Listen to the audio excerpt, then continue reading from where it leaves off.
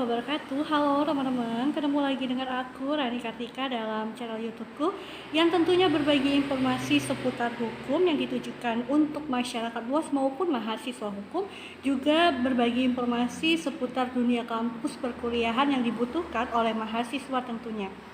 Nah, pada video kali ini aku ingin berbagi informasi terkait dengan masalah pertanahan. Jadi berkaitan dengan peningkatan hak dari sertifikat hak guna bangunan ke sertifikat hak milik. Nah, semoga ini nanti bermanfaat buat kalian yang membutuhkan informasi ini. Bagi yang baru mampir di channelku, aku ucapkan terima kasih karena sudah mampir. Jangan lupa klik tombol subscribe, like, komen, dan share jika dirasa ini bermanfaat. Dan aku juga mohon maaf kalau nanti sepanjang video ini kalian mendengar bunyi lalu lalang suara kendaraan bermotor gitu ya, atau mobil. Nah, aku mohon maaf ya, semoga ini tidak mengurangi apa yang aku sampaikan. Jadi esensinya tetap dapat diterima. Begitu. Yang udah jadi subscriber lama tentu tahu ya, kenapa kadang terdengar suara kendaraan, karena posisi tempat tinggalku ini persis di pinggir jalan raya, teman-teman. Jadi memang padat aktivitasnya. Harap dimaklumi ya. Oke, kita lanjut. Nah, buat teman-teman di sini yang mau tahu info pertanahan sebelum lebih lanjut aku jelaskan HGB HM itu apa. Nah, kalian boleh dulu ya cek di playlist channelku, cari aja yang notaris dan pertanahan begitu kalau tidak salah. Kalian tonton dulu ya. Jenis di situ ada jenis hak atas tanah itu apa aja. Jadi nanti di sini aku nggak perlu lagi ngejelasin HGB itu jangka waktunya berapa, apa yang membedakan dengan hak milik, jenis hak lainnya apa aja. Karena kalian tonton dulu video-video pertanahanku gitu ya, yang sertifikat itu seperti apa ngurusnya, sertifikat PTSL itu bagaimana cara ngurus, ada semua informasinya. Nah, di sini aku ingin membagikan informasi bagi kalian yang mungkin punya rumah tinggal tapi sertifikatnya masih sertifikat hak guna bangunan, atau mungkin yang punya ruko alias rumah toko gitu ya. Nah, terus bertanya gimana sih caranya, bisa nggak ya sertifikatku ini hak guna bangunan mau ditingkatkan biar jadi hak milik gitu. Nah, itu bisa banget teman-teman, jadi bisa ditingkatkan. Nah, kalian harus tahu bahwa jenis hak atas tanah yang dapat dimiliki perorangan itu kan ada yang namanya hak milik, hak guna bangunan, hak guna usaha, hak pakai, hak pengelolaan, seperti itu. Nah, yang paling tinggi kedudukannya itu adalah hak milik, teman-teman. Sehingga terhadap hak guna bangunan itu bisa dilakukan peningkatan hak. Nah, kenapa mungkin orang ingin mengubah status sertifikatnya dari HGB ke hak milik? Ya karena kalau HGB itu punya jangka waktu, teman-teman. Kalau saya tidak salah, karena agak mirip nih jangka waktu antara HGB dan hak guna usaha. Kalau nggak salah antara 20 atau 30 tahun gitu jangka waktunya. Nah, setelah itu harus diperpanjang lagi gitu kan. Tetapi kalau hak milik itu dia berlaku secara terus-menerus gitu loh, teman-teman. Secara turun-temurun. Kayak misalnya sertifikat rumah yang kita tempati gitu ya. Nah, kalian cek aja sertifikatnya pasti hak milik biasanya, rata-rata begitu. Nah, itu salah satu faktor kenapa orang ingin melakukan perubahan dari HGB ke hak milik. Karena HGB punya jangka waktu, sedangkan hak milik itu adalah yang paling tertinggi kedudukannya dan dia berlangsung secara terus-menerus dan turun-temurun. Bisa dipahami ya. Nah, lantas siapa saja sih subjek atau pihak yang dapat mengajukan permohonan untuk peningkatan sertifikat HGB ke hak milik? Yang pertama tentunya dia adalah perorangan warga negara Indonesia sebagai pemegang hak yang namanya tercantum di dalam sertifikat HGB tersebut. Dan yang kedua, atau bisa juga mereka yang merupakan ahli waris dari si pemegang hak yang namanya tercantum. Jadi misalnya nama yang tercantum di dalam sertifikat itu telah meninggal, maka ahli warisnya juga berhak untuk mengajukan permohonan untuk peningkatan sertifikat dari HGB ke hak milik.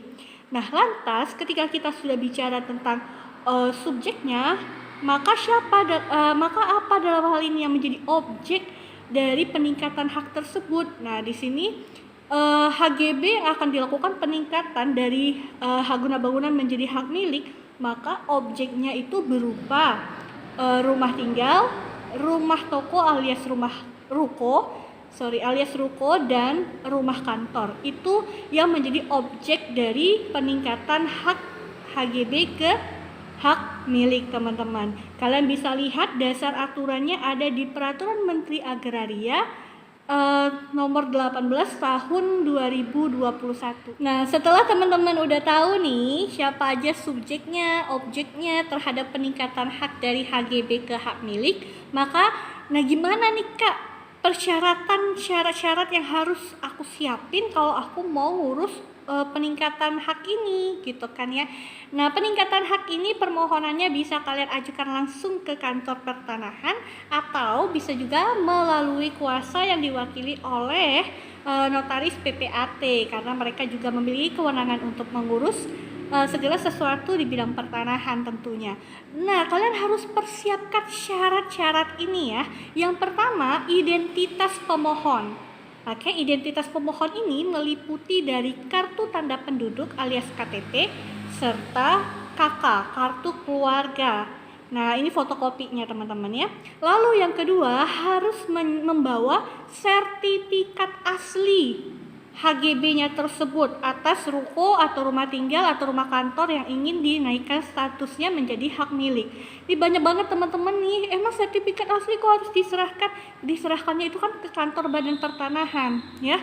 Kenapa? Karena kan mau diubah, mau dikeluarkan sertifikat baru. Otomatis yang lama harus ditarik supaya apa? Supaya tidak ada tumpang tindih kepemilikan, tumpang tindih sertifikat begitu ya. Jadi memang apapun pengurusannya, jual beli, balik nama sertifikat yang asli pasti harus dibawa, bukan fotokopian ya teman-teman ya. Lalu kemudian aku lihat dulu fotokopi izin mendirikan bangunan atau IMB atau fotokopi dari surat persetujuan bangunan gedung ataupun surat keterangan sejenis yang dikeluarkan oleh kepala desa ataupun lurah. Oke. Lalu selanjutnya adalah surat pernyataan, teman-teman. Surat pernyataan yang berisi permohonan yang menyatakan bahwa di atas tanah tersebut telah berdiri bangunan untuk rumah tinggal atau ruko atau rumah kantor.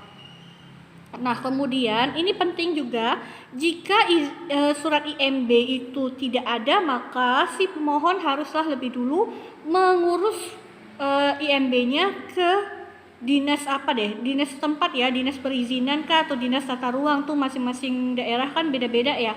Nah, nanti diurus ya IMB-nya.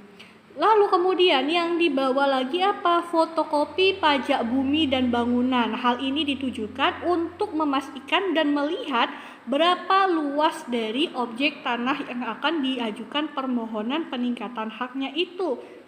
Jadi harus ada ya teman-teman.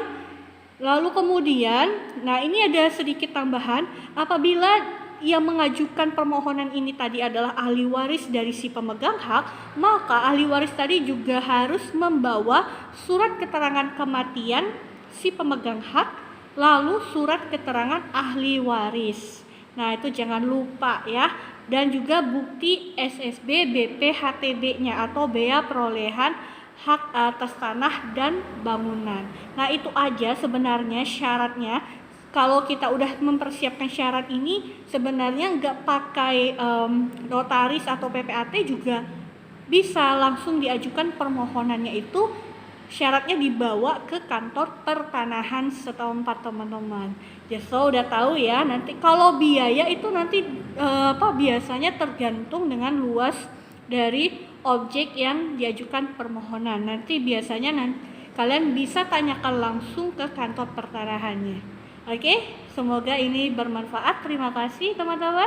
Jangan lupa di-share ke siapapun agar informasi ini dapat diketahui oleh orang banyak gitu ya. Informasi hukum. Jadi orang-orang tuh sekarang yang nggak paham tentang aturan hukumnya menjadi tahu, khususnya di bidang pertanahan. Terima kasih. Assalamualaikum warahmatullahi wabarakatuh.